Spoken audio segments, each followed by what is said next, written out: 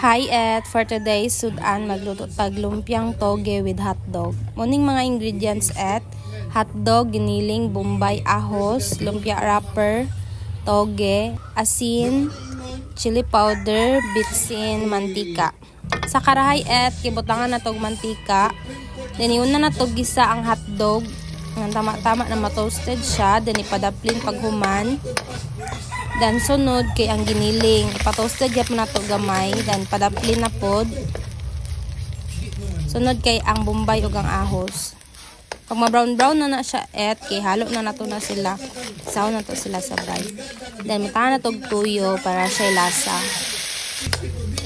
Dan gisahon. Dan paghuman ibutang ang toge. Haluon, dan timplahan asin, bitsin, chili powder. Hindi to dato na ipaminta kaso nahukdan mo ko o kapalit.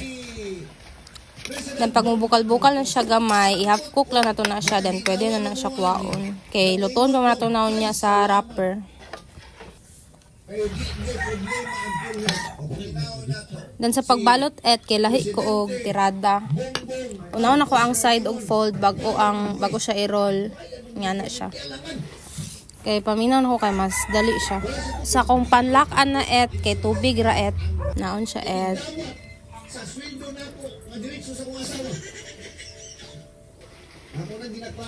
Then pagkuman na et, kay ato na siyang prituhon. Na siya.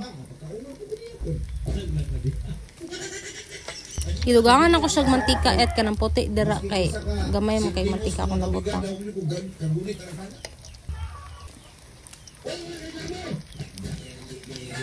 Balihon, pag medyo brown na siya, pwede na siya.